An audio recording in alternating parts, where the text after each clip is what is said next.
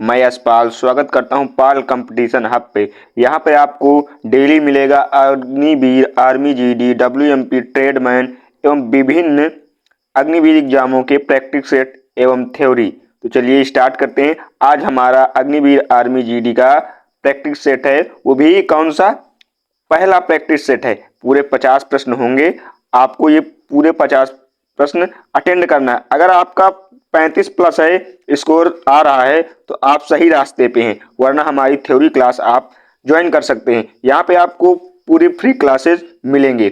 चलिए पढ़ते हैं। क्वेश्चन नंबर वन क्या कह रहा है? भारत का राष्ट्रीय पशु कौन है? शेर है कि हाथी है कि बाघ है कि घोड़ा है? तो आपको यह क्वेश्चन अच्छे से आता होगा कि हमारा राष्ट्रीय पशु क्या है, बाघ है। क्या है आंसर? टिक करेंगे बाघ। अब पढ़ेंगे नेक्स्ट क्वेश्चन नंबर 2। भारत का राष्ट्रीय ध्वज किसने डिजाइन किया? यानी भारत का राष्ट्रीय ध्वज किसने डिजाइन किया? हमारे महात्मा गांधी ने किया कि पिंगली वेंकैया ने किया कि जवाहरलाल नेहरू ने किया कि सुभाष चंद्र बोस? सुभाष चंद्र बोस को नेताजी कहते थे। इनके उपनाम भी आप याद रखेंगे।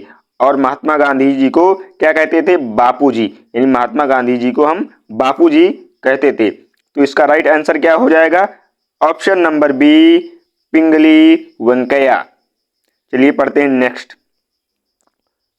संविधान दिवस कब मनाया जाता है? यानी हमारा संविधान दिवस कब मनाया जाता है?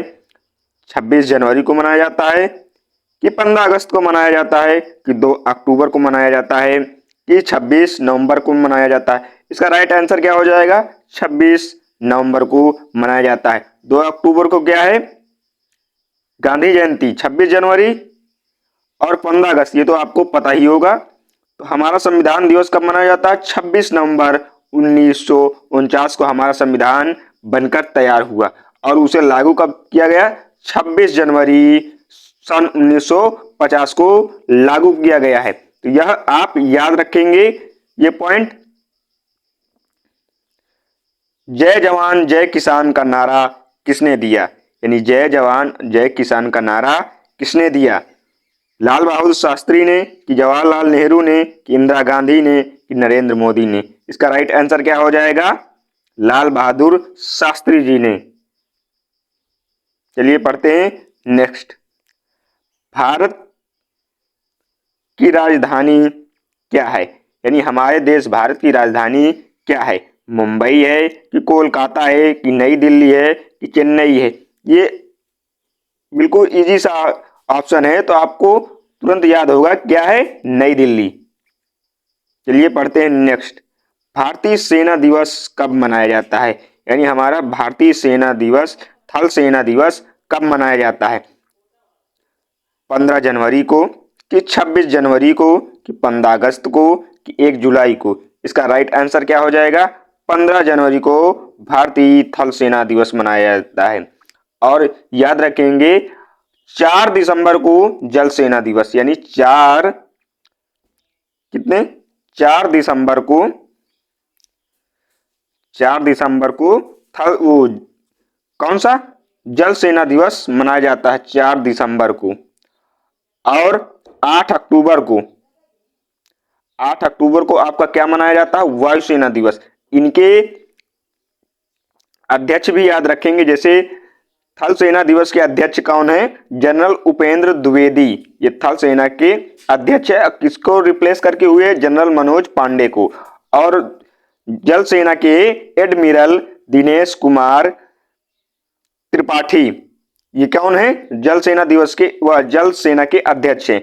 और वायुसेना के अध्यक्ष कौन है? Air chief marshal AP Singh. तो ये सब याद रखेंगे। ये पॉइंट पूछे भी जाते हैं एग्जाम में। फिर क्वेश्चन नंबर 7 क्या कह रहा है? 1857 क्रांति किस नाम से जानी जाती है? यानी 1857 की क्रांति किस नाम से जानी जाती है?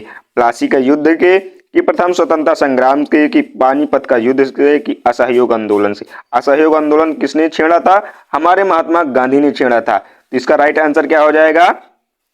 प्रथम स्वतंत्रता संग्राम से। क्या इसका राइट आंसर हो जाएगा? प्रथम स्वतंत्रता संग्राम से। पढ़ते हैं नेक्स्ट। भारत में कुल कितने राज्य हैं? तो यह तो आपको याद ही होगा, कितने हैं? 27 हैं कि 30 हैं कि 29 हैं कि 28 हैं? इसका राइट आंसर क्या हो जाएगा? 28 हैं। चलिए पढ़ते हैं नेक्स्ट।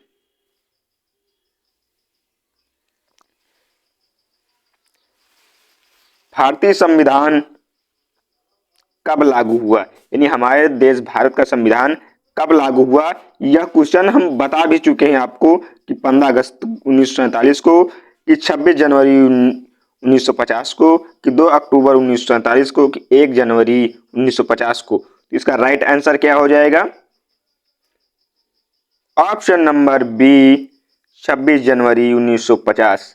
सत्यमेव जयते कहाँ अंकित है? यानी सत्यमेव जयते कहाँ अंकित है? तिरंगे पर, कि अशोक स्तंभ पर, कि संसद भवन पर, कि राष्ट्रपति भवन पर? इसका राइट आंसर क्या हो जाएगा? अशोक स्तंभ पर। जो सत्यमेव जयते है यह अशोक स्तंभ पर स्थित है। यह है आपका अशोक स्तंभ, जो कहाँ पे है? सारनाथ में। यह है आपका अशोक स्तंभ जो स्थित है सारनाथ में। चलिए पढ़ते हैं नेक्स्ट। भारत के वर्तमान प्रधानमंत्री कौन है? यह क्वेश्चन तो आपको आता ही होगा, तो बताएंगे कमेंट बॉक्स में। नरेंद्र मोदी, कि श्री अमित शाह, कि श्री राहुल गांधी, कि राजनाथ सिंह? इसका राइट आंसर क्या हो जाएगा? इसका राइट आंसर हो जाएगा option number A, Narendra Modi ji. पढ़ते हैं नेक्स्ट। भारत का राष्ट्रीय गान किसने लिखा?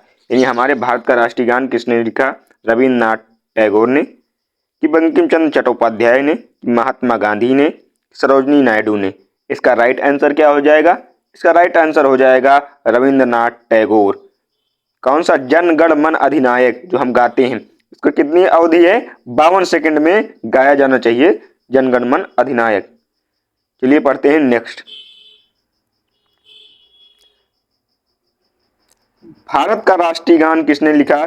ये क्वेश्चन रिपीट हो गया है, इसको टिक करेंगे, रविंद्रनाथ टैगोर। भारत की सबसे लंबी नदी कौन सी है? यानी भारत की सबसे लंबी नदी कौन सी है? यानी जो भारत के अंदर है, यानी गंगा। गंगा हमारे भारत के अंदर सबसे बड़ी लंबी नदी है। वैसे देखा जाए तो ब्रह्मपुत्र है।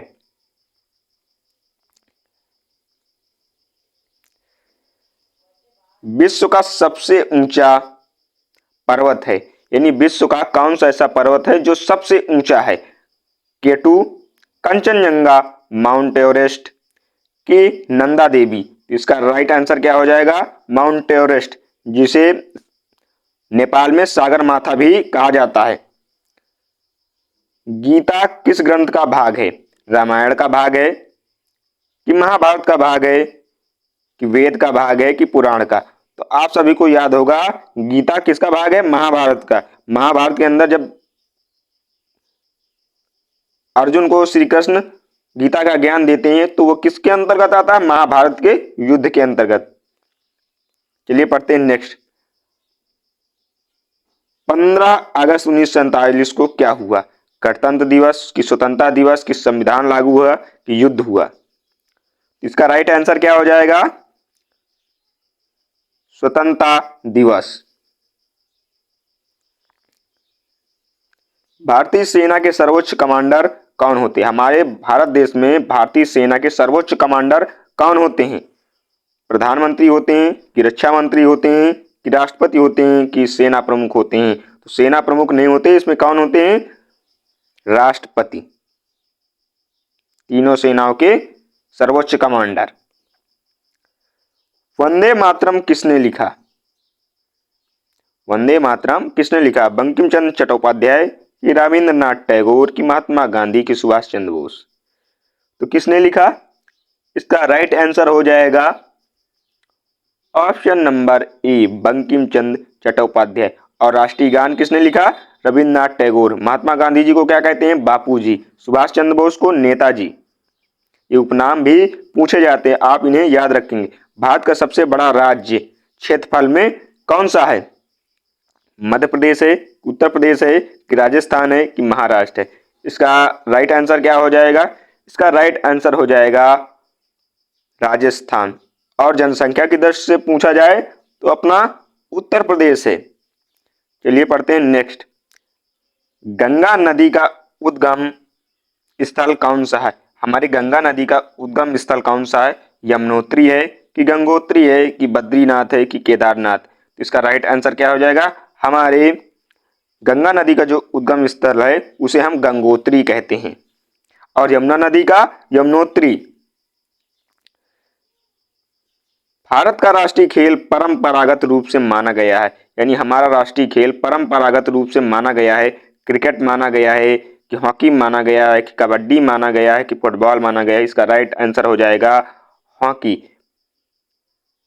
मेजर ध्यानचंद जो हैं वो हॉकी के ही खिलाड़ी हैं, जिन्हें हम कहते हैं हॉकी का जादूगर। भारत के प्रथम राष्ट्रपति कौन थे? यानी जब स्वतंत्र हुआ भारत तो भारत के प्रथम राष्ट्रपति कौन थे? डॉक्टर राजेंद्र प्रसाद थे कि डॉक्टर सर्वपल्ली राधाकृष्णन की डॉक्टर जाकिर हुसैन थे कि रामनाथ कोविंद थे? इसका राइट आंसर क्या हो जाएगा? इसका राइट आंसर हो जाएगा डॉक्टर राजेंद्र प्रसाद। चलिए नेक्स्ट क्वेश्चन। पृथ्वी का एकमात्र उपग्रह कौन सा है? मंगल है कि चंद्रमा है कि शुक्र है कि सूर्य? सूर्य क्या है? सूर्य एक तारा है। शुक्र ये ग्रह है, मंगल ग्रह है, जबकि चंद्रमा जो है वो हमारा उपग्रह है। शुक्र को क्या कहते हैं? भोर का तारा।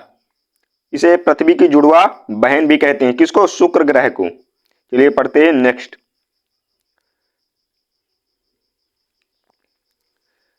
रक्त का रंग लाल क्यों होता है?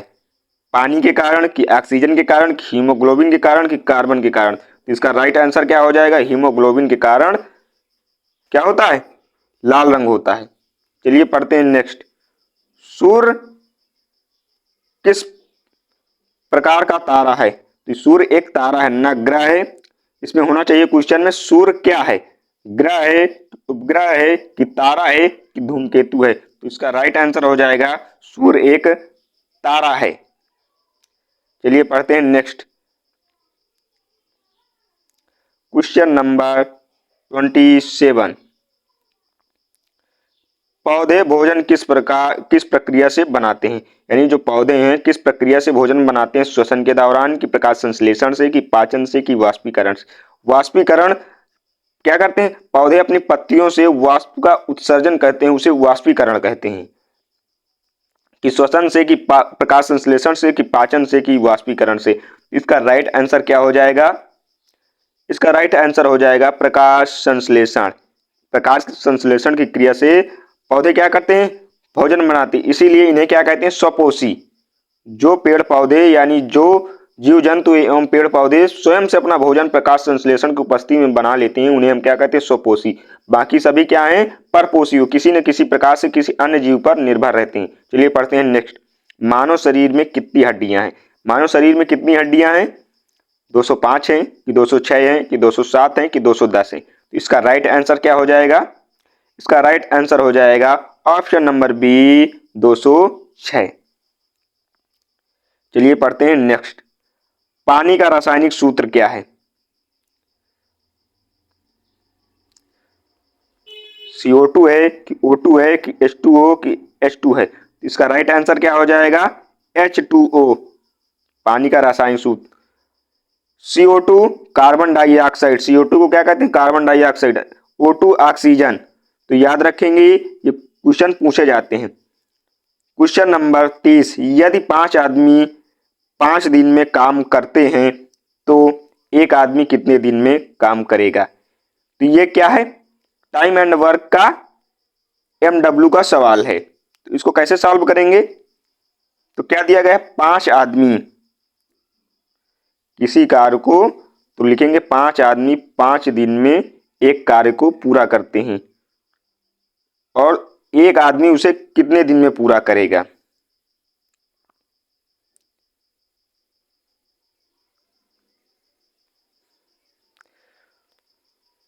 तो 5×5 = 25। तो यानी एक आदमी काम पूरा करेगा 25 दिन में, ये उसका आंसर हो जाएगा। इसका राइट आंसर क्या हो जाएगा? 25। चलिए नेक्स्ट,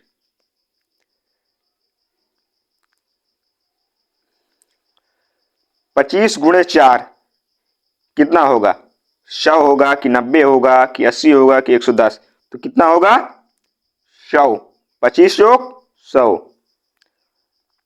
वर्गमूल भी आपको याद करनी पड़ेंगे, ये पूछे भी जाते हैं। जैसे 144 का वर्गमूल क्या है?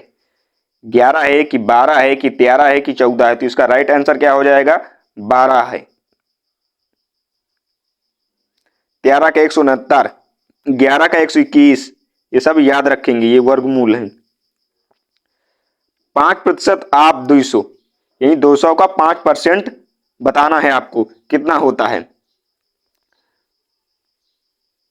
इसका राइट आंसर क्या हो जाएगा? Option number B 10। इसको कैसे करेंगे? परसेंट है, परसेंट को इधर रखें या उधर रखें कोई प्रभाव नहीं पड़ता। तो क्या करेंगे? प्रतिशत का मतलब कितना होता है? 100। गुणे कितना है? ऑफ मतलब गुणा 200। ये 2 जीरो से ये 2 जीरो कैंसिल, तो 5 दूनी 10। कितना आया? 10। अब करेंगे नेक्स्ट सवाल। 3/4 का दशमलव रूप लिखिए, यानी 3/4 का दशमलव रूप कैसे लिखेंगे? 3/4 4, इसका दशमलव रूप लिखना है। तो 4 से अगर कैंसिल आउट करेंगे तो भाग नहीं जाएगा, तो क्या लगाएंगे? 0।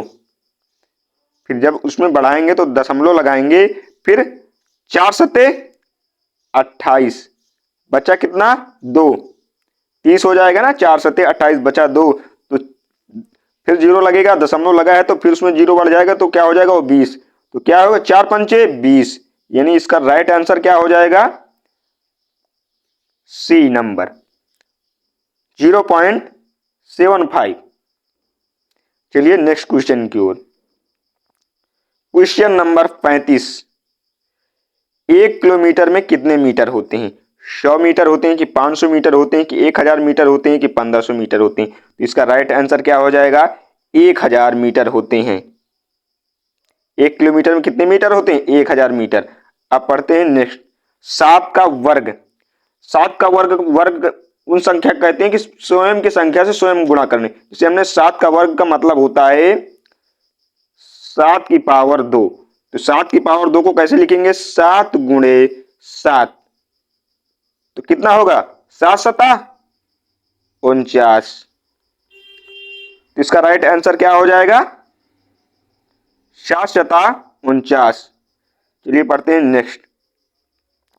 0 फैक्टोरियल का मान क्या है? यानी 0 फैक्टोरियल का मान बताएंगे। 0 है कि 1 है कि -1 है कि 2 है? तो इसका राइट आंसर क्या होगा? इसका राइट आंसर होगा 1। चलिए पढ़ते हैं नेक्स्ट। 38 नंबर क्वेश्चन क्या कह रहा है? 18/3, ये कितना आएगा?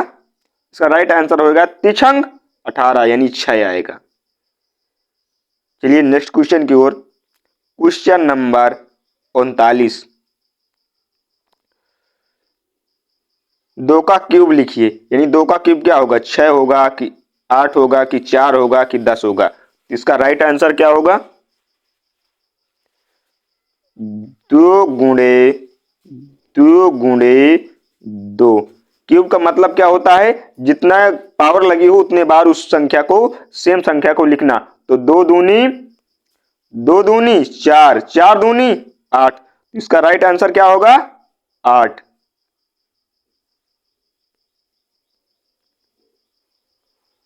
अब करते हैं नेक्स्ट क्वेश्चन, यानी 40 नंबर। 1/2 + 1/2 कितना होगा? इसको जोड़ेंगे, कितना होगा? 1/2 + 1/2। अब इसमें हर बराबर है तो ये क्या हो जाएगा? जुड़ जाएगा। तो 2/2। इसको कैंसिल आउट करेंगे तो क्या बचेगा? 1 हमारा बचेगा 1। इसका राइट आंसर क्या होगा? इसका राइट आंसर होगा 1। अब आएगा रीजनिंग। रीजनिंग करने से पहले आपको यह समझना चाहिए कि रीजनिंग करना कैसे है। रीजनिंग में आप में नंबर सीरीज आती है, उसमें अल्फाबेट की सेम वैल्यू लिखना पड़ता है। तो आपको यह सारणी याद करना है, ये जितनी सारणी, तो नंबर सीरीज में आपको यह सारणी याद करनी पड़ेगी। ये पूरी सारणी याद करना पड़ेगा कि कौन सा अंक किस प्लेस वैल्यू में किस तरह है। चलिए पढ़ते हैं नेक्स्ट। 41 नंबर ACEG है, इसका क्या करना है? इसका अगला अंक क्या होगा? H होगा कि I होगा कि J होगा कि K होगा? तो लिखेंगे A की प्लेस वैल्यू क्या है? 1। B की क्या है? B की क्या है? तो इसमें B नहीं दिया, C दिया है। C की क्या है? 3। E 5 और G के प्लेस वैल्यू क्या है? 7। अब इसमें देखेंगे, हम लॉजिक लगाएंगे। 1 से 3 होगा, कितना ऐड किएगा? 2। 3 से 5 2, 5 से 7 2। तो अब क्या करेंगे? 7 में 2 ऐड करेंगे तो ये क्या हो जाएगा? 9।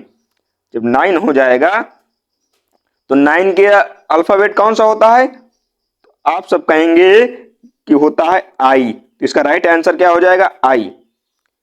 चलिए पढ़ते हैं नेक्स्ट 42 नंबर क्वेश्चन। 2 4 8 16, तो इसका अगला अंक क्या होगा? तो क्या करेंगे? इसमें लॉजिक क्या लग रहा? 2 से 4 कितना जोड़ा गया? 2। 4 से 2 मतलब यानी दुगना किया गया। 8 से 16 दुगना, तो 16 से दुगना किया जाएगा, कितना आएगा? 16 दूनी 32। इसका राइट आंसर क्या होगा? 32।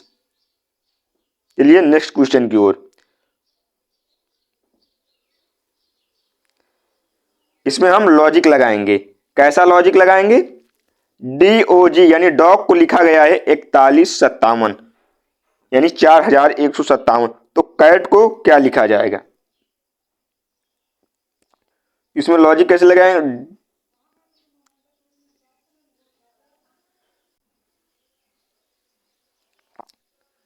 डी की प्लेस वैल्यू क्या है? 4। ओ की प्लेस वैल्यू क्या है? 15 और जी की प्लेस वैल्यू क्या है? 7। तो इसको ऐसे लिखा गया। तो कैट को क्या लिखेंगे? 3 1। टी से क्या होता है? टी की प्लेस वैल्यू क्या है? ए की प्लेस वैल्यू 1 हो गई, टी की प्लेस वैल्यू हो गई 20। तो हमारा राइट आंसर क्या हो जाएगा? 31 20। अब पढ़ेंगे नेक्स्ट क्वेश्चन, क्वेश्चन नंबर 5। ये सेम क्वेश्चन रिपीट हो गया है तो इसको हम मार्क करके निकल जाएंगे। इसका क्या हो जाएगा? 25। यानी किसी काम को 5 आदमी 5 दिन में करते हैं, तो अकेला आदमी उसको कितने दिन में करेगा? 25 दिन में करेगा। चलिए पढ़ते हैं नेक्स्ट।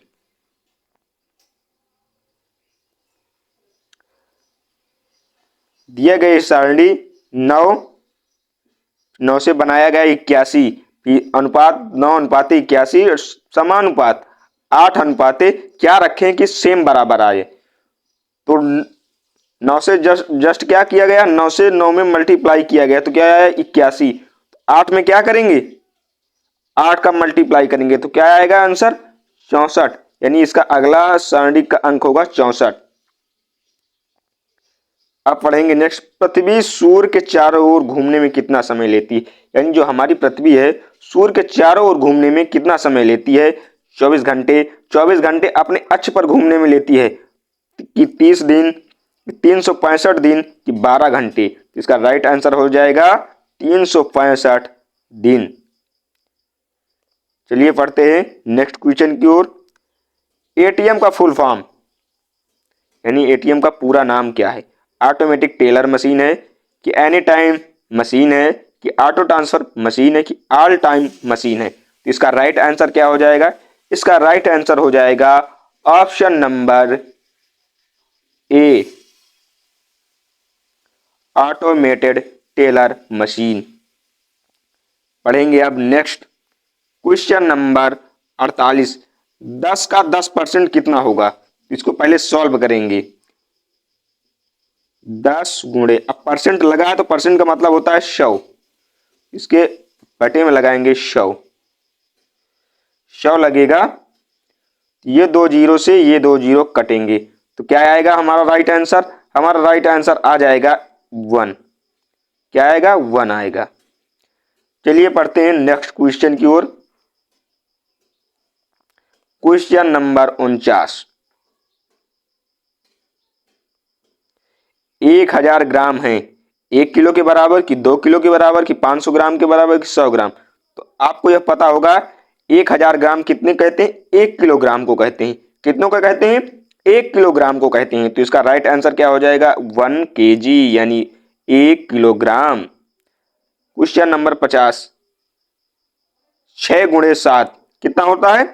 इसको आप तुरंत बता देंगे, 6 सत्ते 42।